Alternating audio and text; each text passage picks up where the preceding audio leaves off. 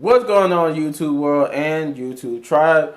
Welcome to Little Bit Mad Gaming, bringing you a review, as the title says, for Supergirl episode 3, The Phantom Menace. Or no, it's just called Phantom Menace. But first things first, I could get everybody to hit that like, subscribe, share, and hit that notification button. Also leave a comment down below of what you thought of episode 3 of Supergirl. Also, I like to just throw this out there too. When I start playing, I said this if this is just if you haven't watched the Flash review video.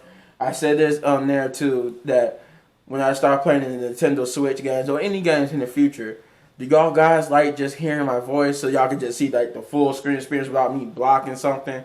Or do y'all want to see me playing it while I'm playing the game just to get my, not just hear my beautiful voice, the tribal chief voice, but also see this handsome face?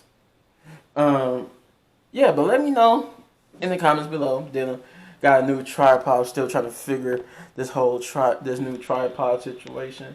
How I like my camera angle. But yeah, just let me know in the comments down below what you think about that. Been thinking about how the different ways to mix it up when I play the games. But yeah, and those who are subscribed, love you, appreciate you, and the new subscribers too. I love all you guys for giving me the opportunity to entertain you. But yeah, I ain't gonna waste no more time. Let's get into it. So we're on, like I said, this is episode 3 of Supergirl called Phantom Menace. You know how I like to do. I like to give y'all a little synopsis about what the episode's about. So, excuse me, I almost just burped there. It says Supergirl makes a new ally. Lena and Lex battle for the control of Luthor Corp. So, let's see. Let's break this down. For the beginning, the episode begins where it left off, where the vampire dude, I forgot his name. Also, remember I couldn't, for those I couldn't remember in the Flash video what the name of the villain of the episode was. His name was Chillbane. That was the name of Chillbane. Figured it out. But yeah, it opens up with the vampire dude and with John and Magan busting it into the vampire dude's house, and them finding him on the ground because they got his warning from the end of the last episode. And if you haven't watched that episode, go watch it now, because there's some things I'm gonna have to say that are kind of spoilerly, how and what the big events of last episode is, and who and what new character is in this episode. So yeah, but they're apparently the episode takes place 24 hours later, just to throw that out there. But yeah, they find him, they see his house in disarray, it's been destroyed, and they see him there bruised up with cuts, and he got like a big slash across his neck, a little cuts here and there, and he looks like he's freezing to death. And they grab him and ask him what did this, what happened, who did this, and he said it was a phantom. And they said they locked up all the phantoms, how a phantom did this, and he said the phantom I guess got inside me and burrowed his way out and attacked me. So they take him to the headquarters, to John's watchtower headquarters, and they get some thermal blankets, put it on him, and try to heat him up. But on the way there, I forgot to mention though, before they got to that part, Brainy was sitting there watching the news conference about how Lex Luthor got basically acquitted of all charges, and he's basically now free. He was making a press statement, and Brainy just goes off on the TV looking at Lex, how he wants to destroy Lex and how Lex should be in prison. But then that's when he's interrupted by Magan, and they'll bring in the vampire dude there. They get the little thermal blankets and stuff, like I said before, and try to keep them heated up. And they inform Brainy about the Phantom problem. John wanted to know where Alex is, and they said, Magan reminds John that Alex is a little raw and emotional still from what happened the day before. That's how we found out that it was 24 hours later, because she mentioned that yesterday was the day that when episode 2 happened, when they tried to get Supergirl out of there, but they couldn't get her out.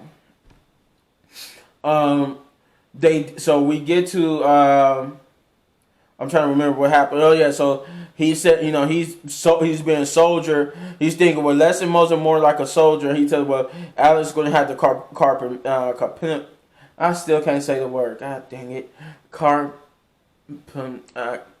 anyway, he's going to have to put that to a side and soldier on through. I think that's actually what he actually said. He said she's going to have to soldier through like I am, and get back in the game, because there's people that need her help.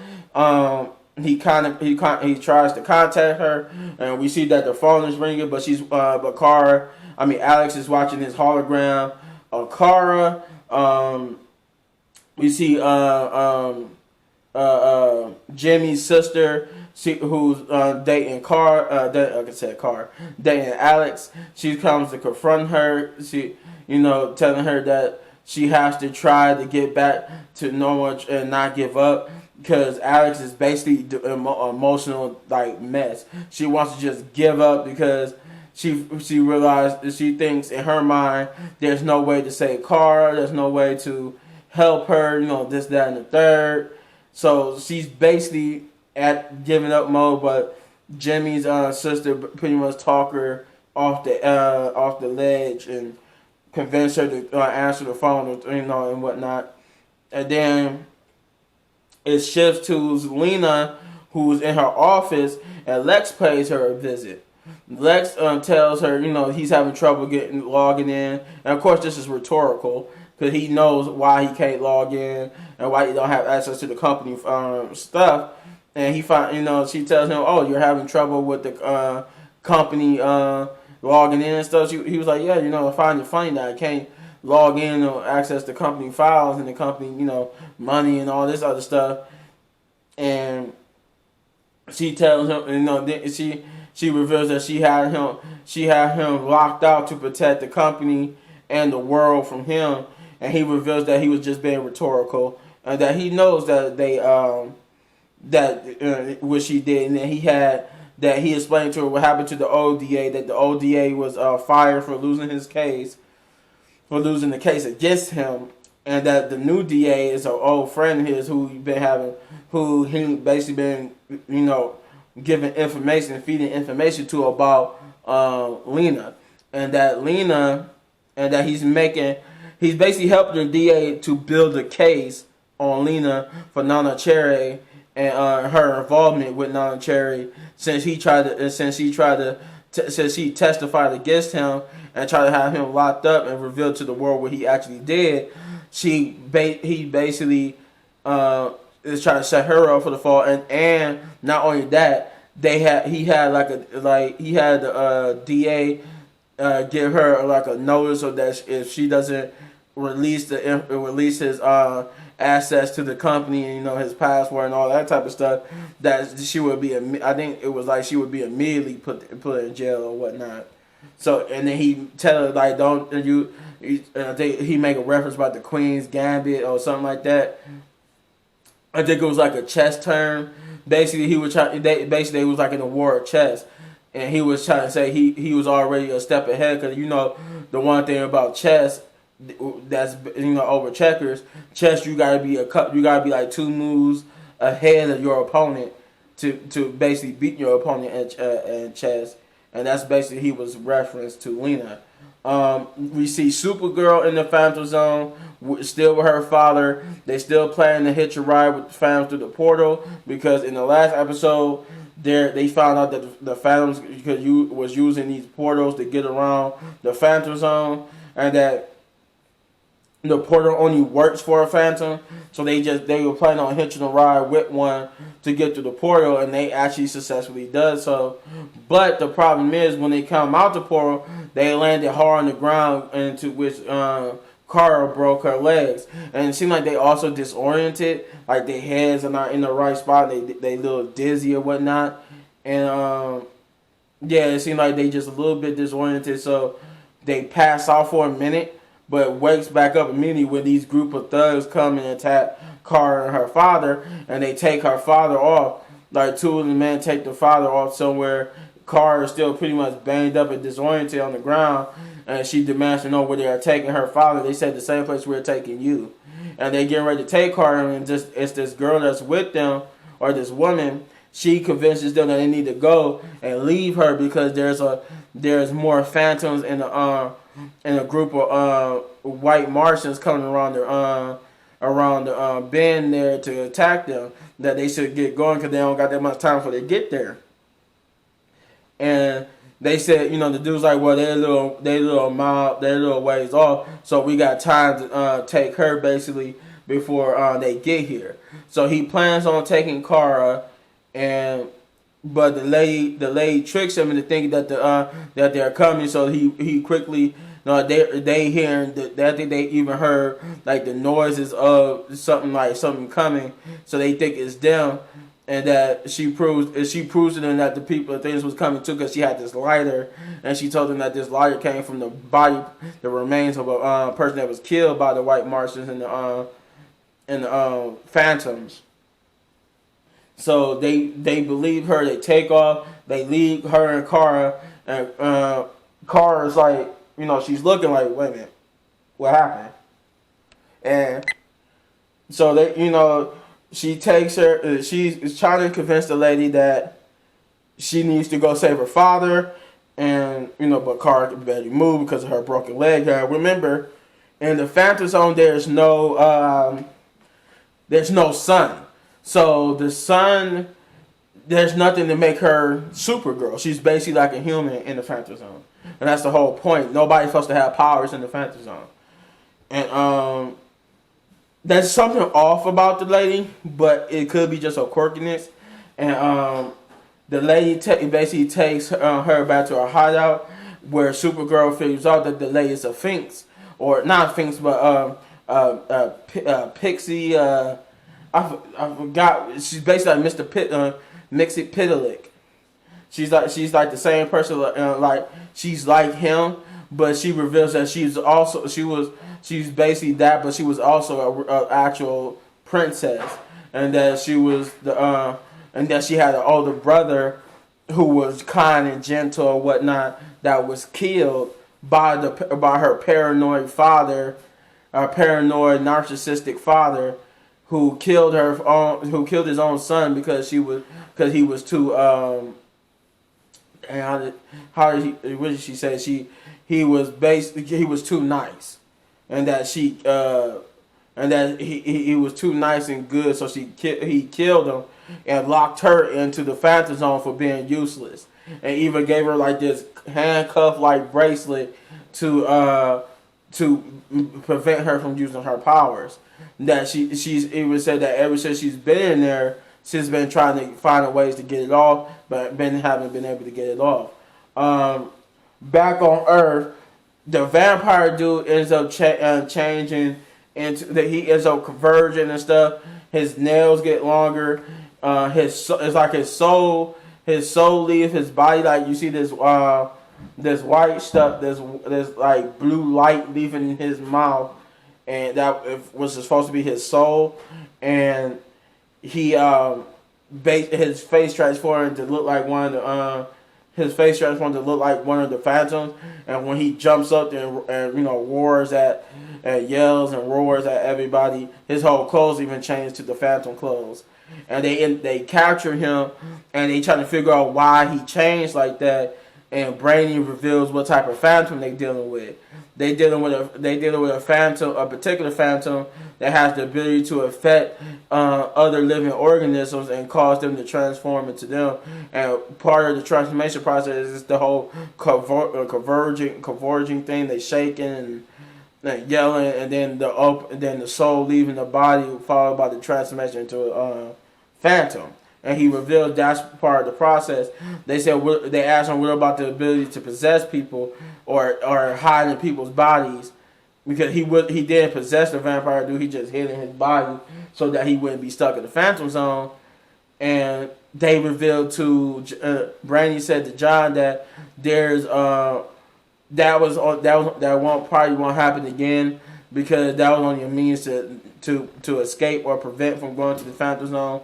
This Phantom is most likely they're going to try to find other living organisms and infect them and turn them into phantoms, because they used to be a race of them on their own planet, but they infected every living organism like them on their planet to turn into phantoms. So they spread to other planets trying to invade and strengthen their ranks by creating more. I think the main one, the leader Phantom that started all of it, he has way more power. He has way more powers than the other one. And I think he could control them with his, like, sending out mind signals, because they said because he also has the power. He has the power to call for portals, but the ones that he create don't have that power. But he could create portals to go through.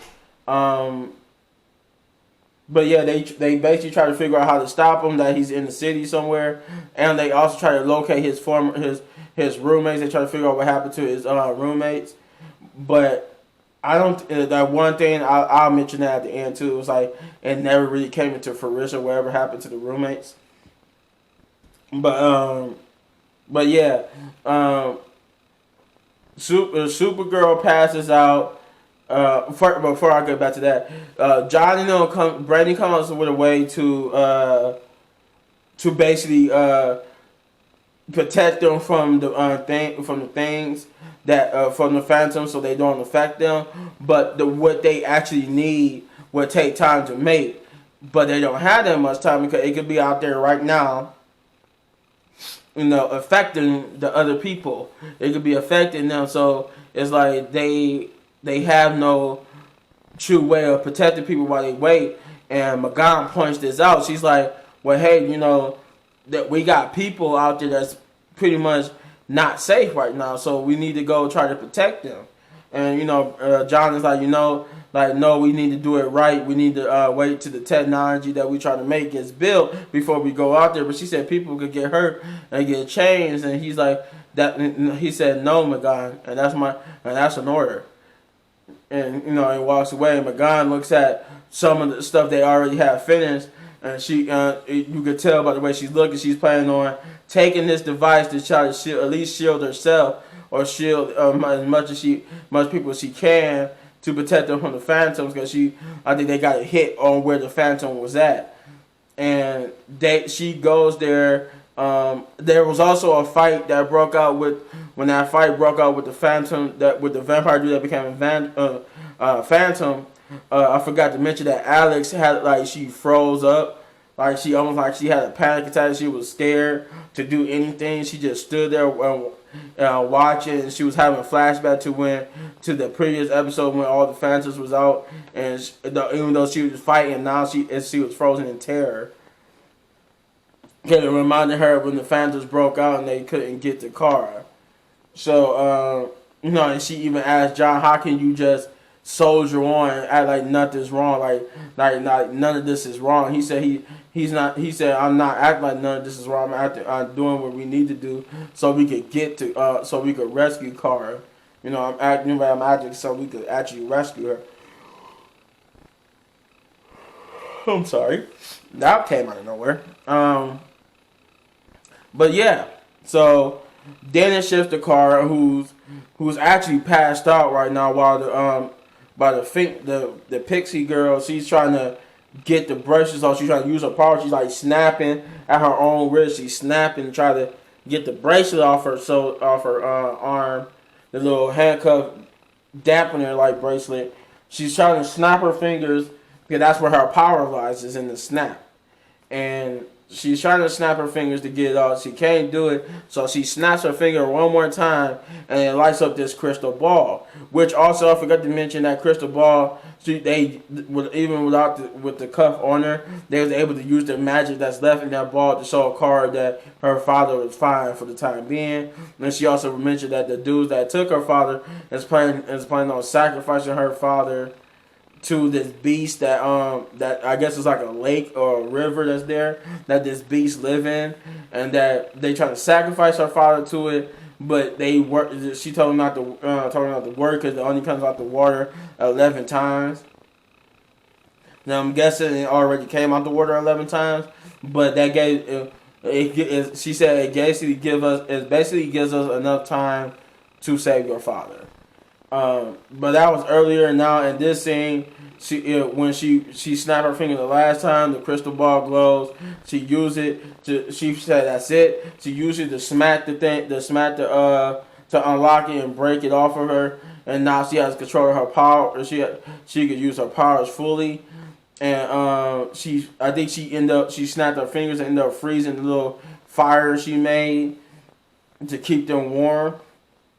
And she used it to heal Supergirl's legs, and they said now they ready to go save her father.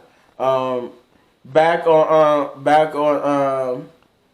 Earth, they found out that the Phantoms have pretty much multiplied and gathered in this one area, and Magan is gone. So when they all take off to go find her, she's the Phantoms end up fighting them for a brief period, escape, and they see that Magan has been hurt and she's been scratched, which means she's about to she's soon she's going to transform.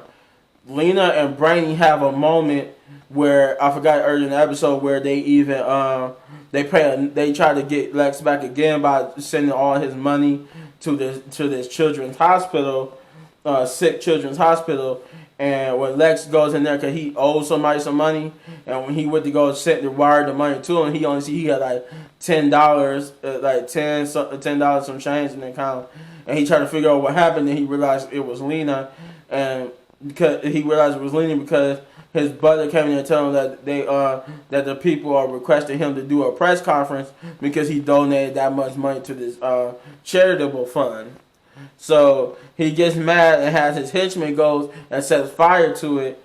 And when Brainy and Lena sees that on the news while trying to help build a bigger containment unit for all the Phantoms, they have a little heart to heart about keeping in their emotions in the little boxes and whatnot.